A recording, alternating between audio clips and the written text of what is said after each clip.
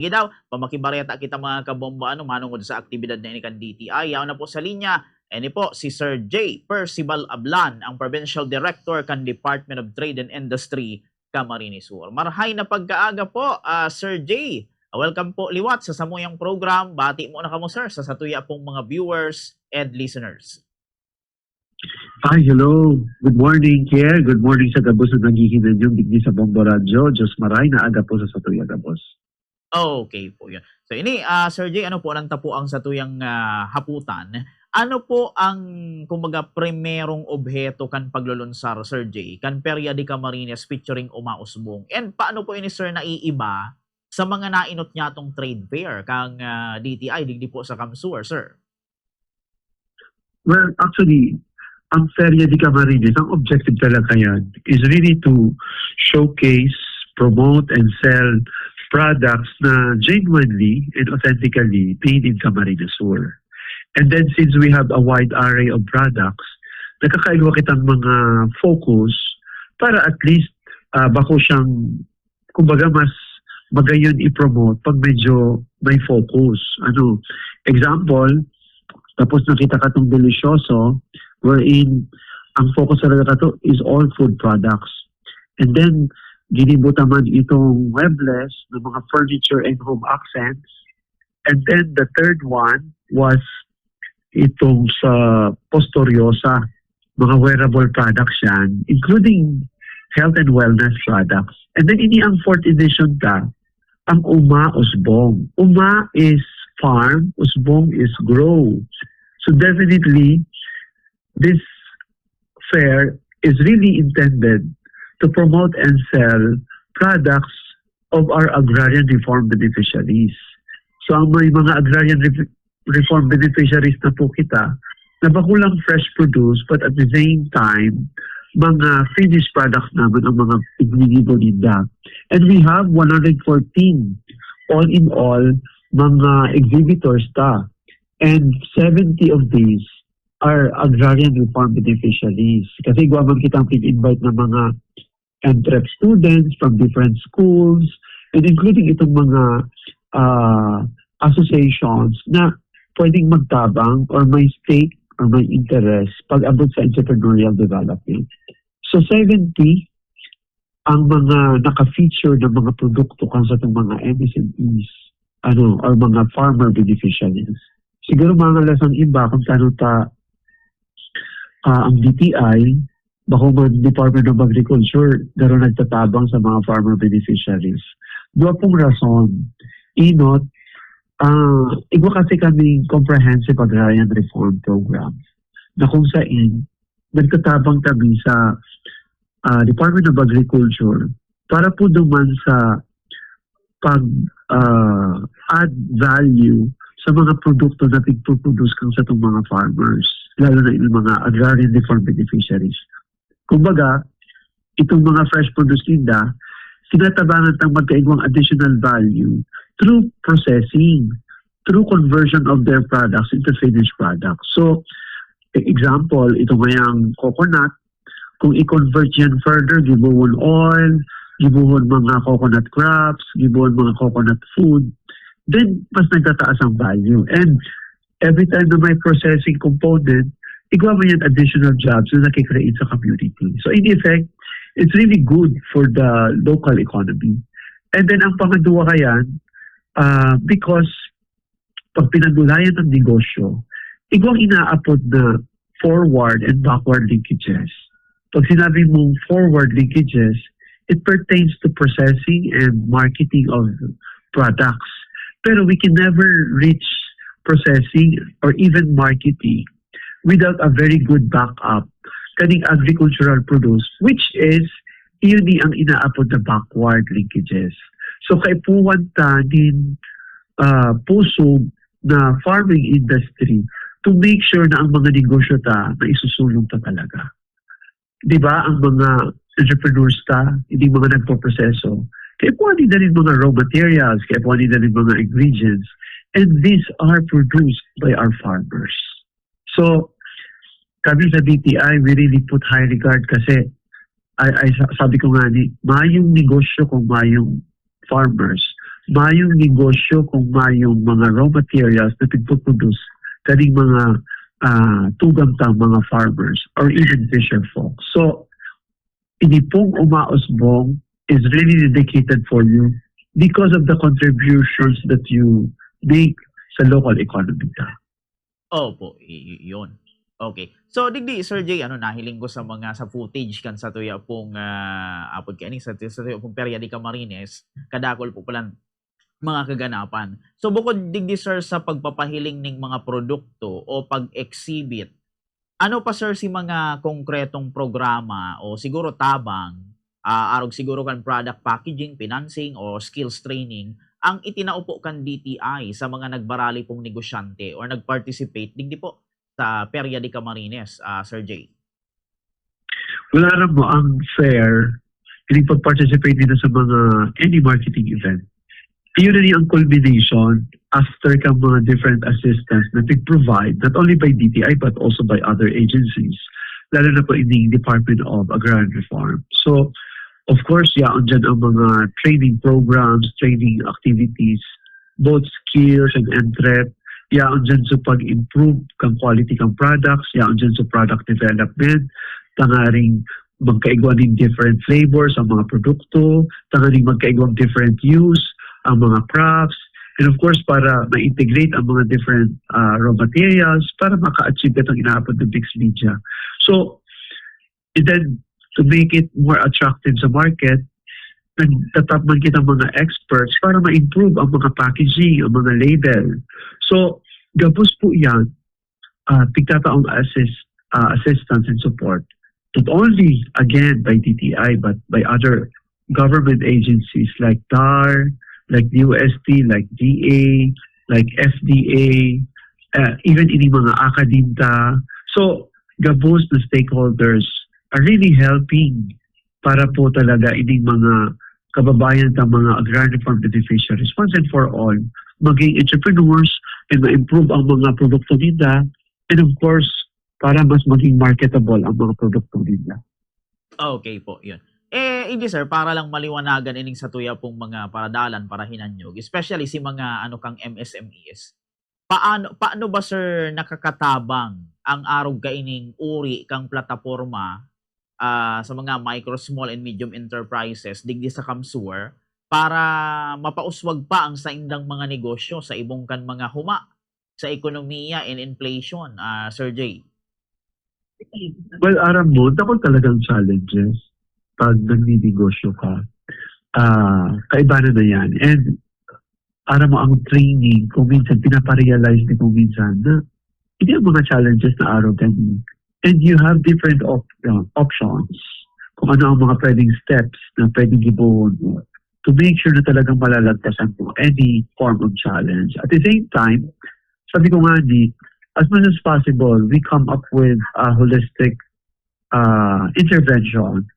Tangaring kumbaga, kung ano man ang needs kang sarong entrepreneur or ano man ang mga issues na kinakatubang niya, talagang malalagpasan niya. And this is realized through collaboration, through partnership, and ang kaipuan mo na lang talaga kayan is really the commitment ng mga farmer beneficiaries, including entrepreneurs, to make sure na ining mga intervention na pagtatao ka mga different government and private organizations na imasasayang, kundi talagang papakinabangan nila, talagang i-maximize nila, and gagamitan nila para talaga makatabang para sa pag-uswag ng negosyo nila. And any form of challenge, inflation man yan or dai, malalagpasan nila.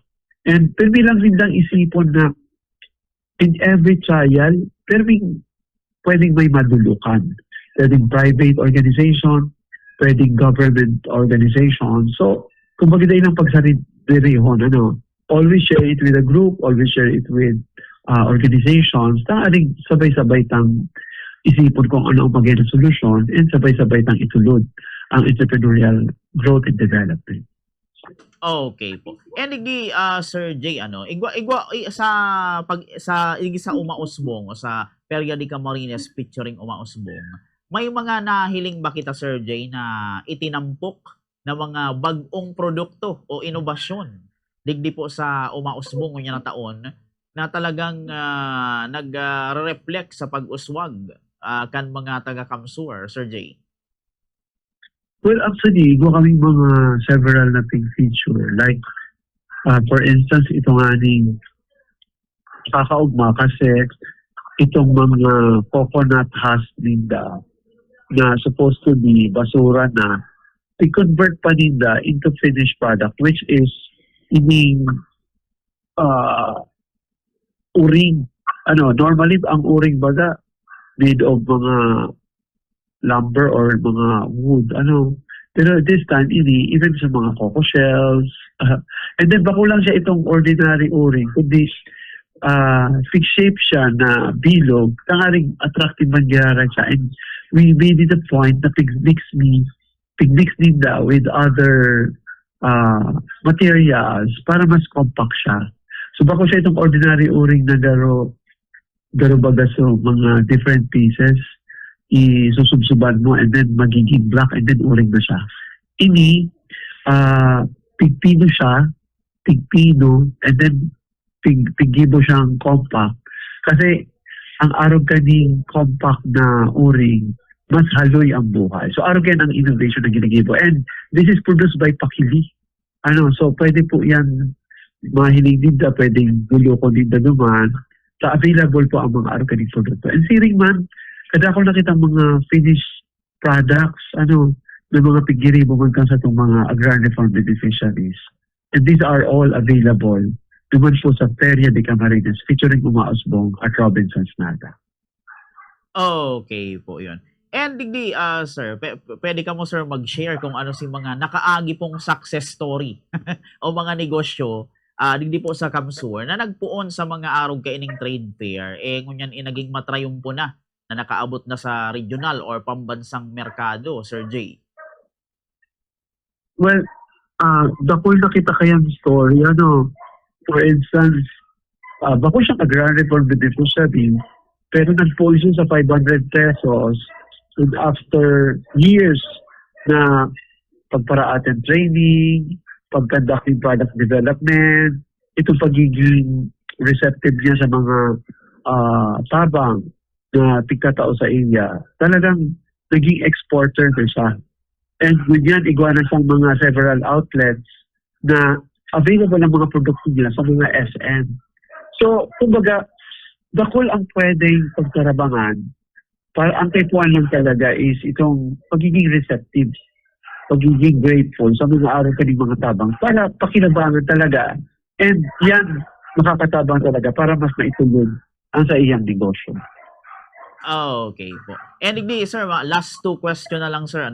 Paano, Sir Pig, susukat kan DTI ang trayumpo o epekto kan Feria de Camarines pagkatapos, sir, kang aktibidad o na pag-abot sa kabilugang benta and pangmatagalang pag-uswag kan mga nag-participate digdi sa MSMEs, sir?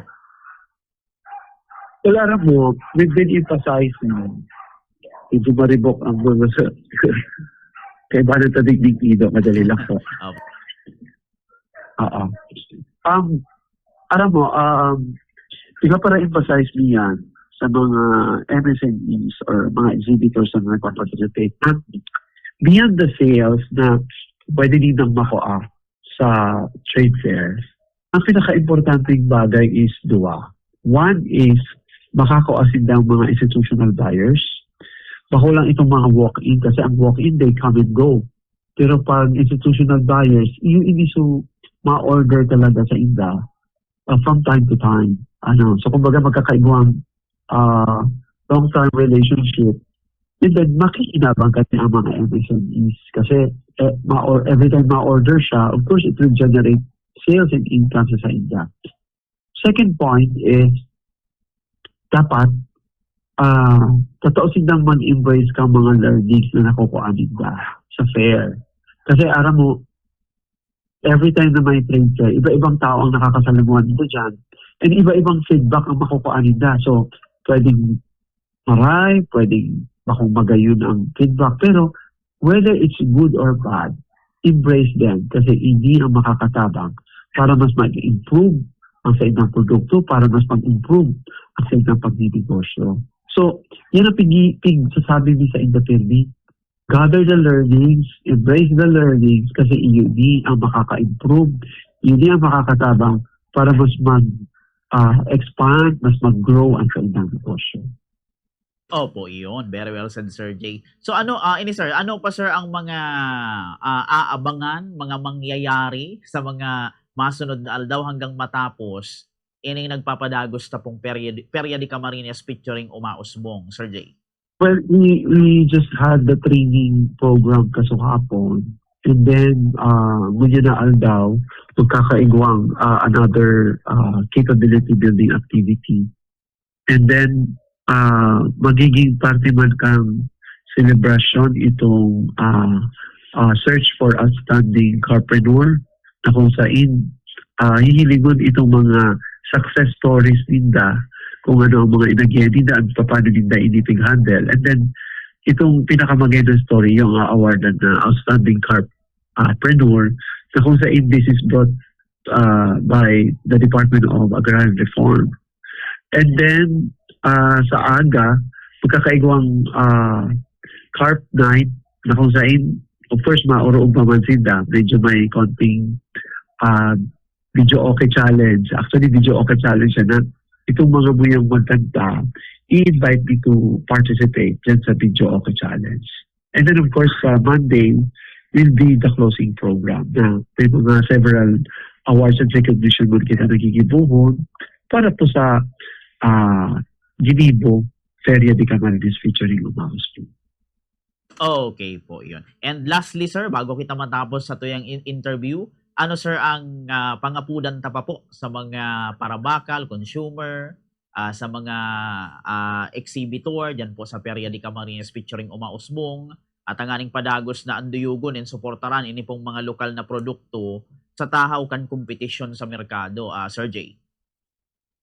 Well, ini-invite ko po ang mga kababayan ta, lalo na din sa Ciudad Dinaga, sa Bilog na Camarines Sur, and mga neighboring provinces sa Camp Norte, sa Albay, Sorsogon, baka nga may mga nakapasyal pa haling mas bata Katanduanes. Please, drop by Robinson's Naga and visit and mag-shop po kita dito sa Feria de Camarines featuring Umausbong. Every time we buy kaning mga produkto, lalo na gibo ka mga farmer beneficiaries na natatabangan ta sigda na mas maguswag, mas mag-improve ang sa indang kalidad kan sa indang pagbuhay-buhay. So every time na may nag-generate income, it would be food on the table of farmers. It would mean sending their children into school, and it means roof under their family. So please, tabangan ta po ang mga farmer beneficiaries ta. Salamat na marami.